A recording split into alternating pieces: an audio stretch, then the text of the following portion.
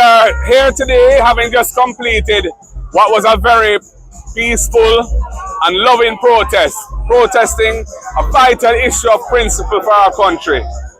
We are standing up for the principle that when a Prime Minister has been investigated by an Integrity Commission and found wanting, and the Integrity Commission requires further investigative work to be done by the Financial Investigation Division of the country, because there are questions that need to be answered and the Prime Minister has failed to answer them.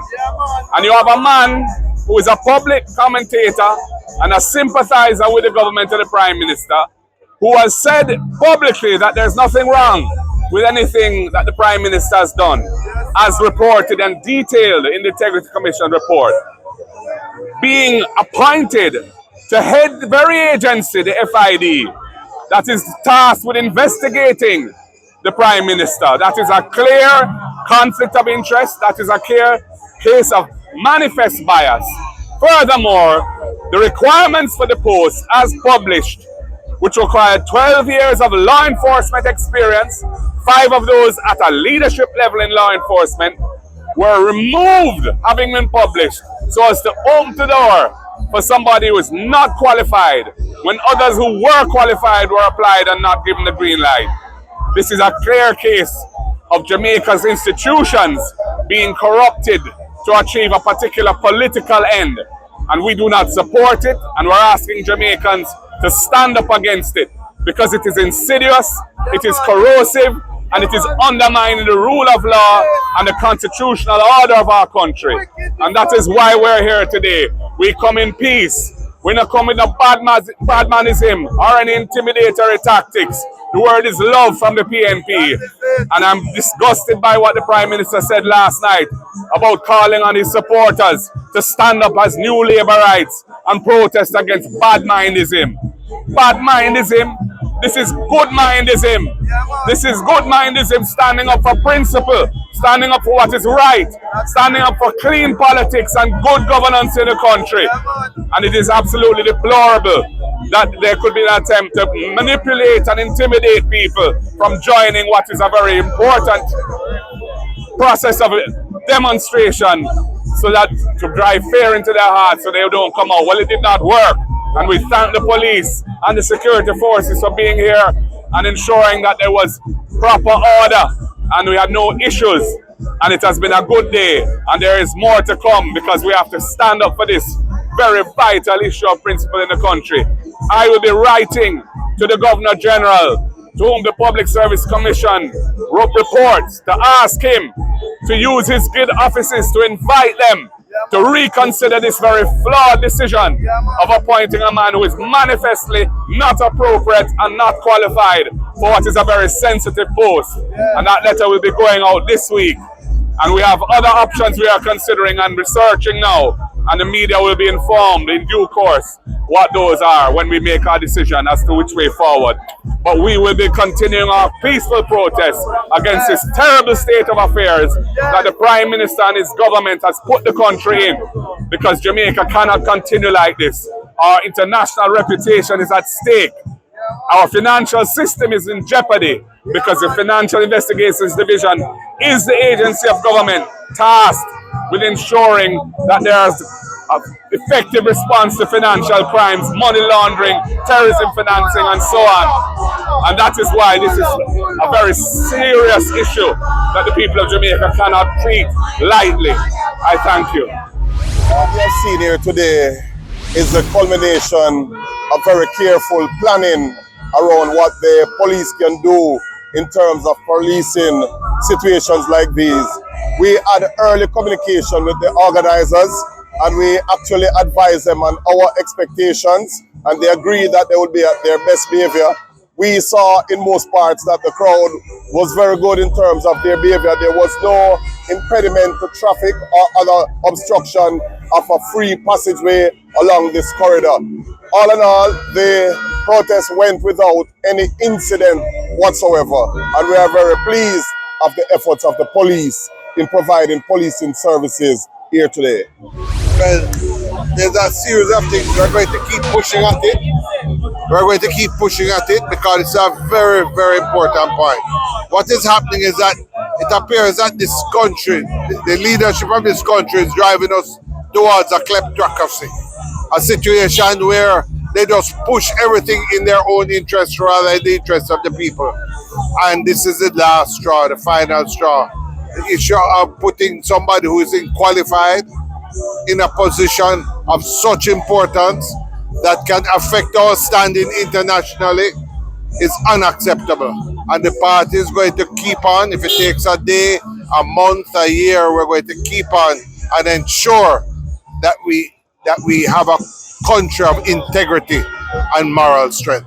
So the PMP is going to continue its process until this is rescinded.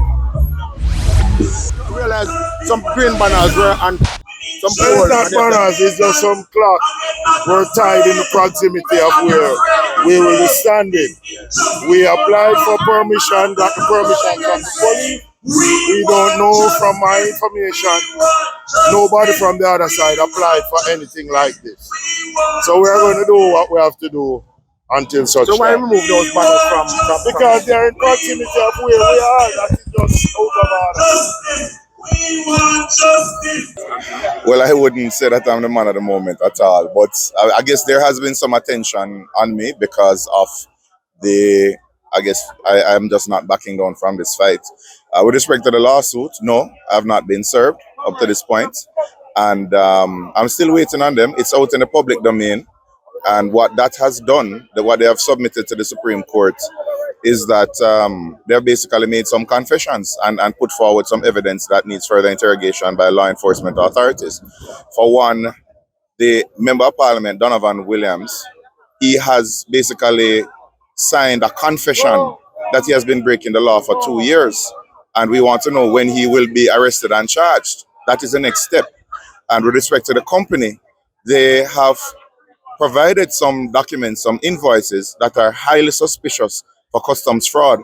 So we'd like the Revenue Protection Department to look into their activities, not just with respect to this drill, but as well the University of West Indies, where they have a similar arrangement where they may be bringing in items duty-free and allegedly taking them for resale on the private market. So there are a lot more questions than answers raised with respect to them providing information to suit this purpose of the lawsuit. But more than anything else, I'm wondering, when will they arrest the Member of Parliament, Donovan Williams? I saw something circulated on social media on Saturday morning that documentary was served on you. Are you saying that's not true? No. Well, the most I can say, somebody tried to throw something at me about 7:30, 8 o'clock in a crowd. If you call that serving, then that is not serving. So at least somebody attempted to serve. Well, they may have attempted, but you can't serve somebody after 6 o'clock, I'm reliably told. And you can't throw something at somebody walking through a crowd and say that they've been served. But that just goes to show you how low these people are. Well, I think this is an opportunity for the Jamaican public who every day express their concern to me and others that we need to get rid of this corrupt regime. And today we are providing an opportunity for them to move from concern to action and show a physical demonstration of their protest and their objection. So that is what this is about. And this is not an end in itself. This is just the beginning. And eventually we'll give opportunities to people around Jamaica, all around, every town and village, to be able to demonstrate their objections, their disgust, their outrage over the vulgar corruption that this government is all about and presiding over. Is it something personal about Mr. Chung or this? Mr. Chung, in many ways, is just a symptom, the final straw that really broke the camel's back, so to speak. The whole issue of the Prime Minister's investigation for illicit enrichment, the Prime Minister's non-compliance with the Integrity Commission, the fact that he cannot get his statutory return certified year after year after year, the fact that he has referred, or not that he has been referred to the FID and the tax department for investigation, he and his companies. The fact that he has undermined and starved the FID of resources, and now to really appoint an unqualified apologist for the Prime Minister, someone who has a check on record in terms of governance, to be the lead investigator who has already demonstrated publicly his prejudice in favor of the Prime Minister. He has attacked the Integrity Commission report without even having all the evidence. That person is just there to ensure that the Prime Minister is not charged or convicted of the criminal offense of illicit enrichment. That's my opinion of that disappointment. And it is signaling the destruction of one important institution in our law enforcement architecture.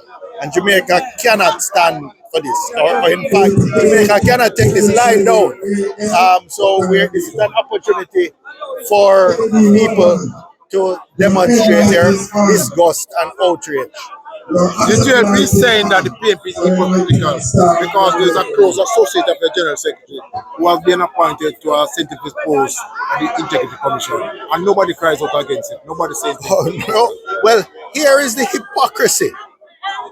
The fact that the General Secretary just attended college, university with an officer and became friends with them.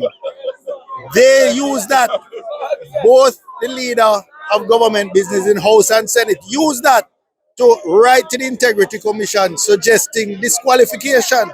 Somebody who is clearly qualified and has a track record of service in that agency. Yet they do not see, this really highlights the hypocrisy, and I'm glad for the question. They do not see that somebody who is unqualified, who is a public apologist for the Prime Minister and the JLP, they don't see anything wrong with tailoring the selection process, ripping out the key qualifications, the minimum qualifications of 12 years in law enforcement and 5 years at a senior level. They interviewed people who met those criteria, turned them down, changed the criteria to fit the unqualified candidate, but who they are confident will do the bidding of the Prime Minister. Isn't that to say that most government or party in government always try to put someone in office who they think they believe they can have confidence and trust in? Not in law enforcement. Law enforcement is separate. Commissioner of Police there's a police service commission who is tasked with doing that. The Constitution creates buffers between judicial appointments, JCF appointments, and public service appointments generally. But we have seen that the JLP has no regard for these buffers. We saw Bruce Golding dismiss the Public Service Commission in the 2007 to 2011 term when they selected the overwhelmingly qualified candidate that Bruce Golding didn't want, Stephen Bassiani.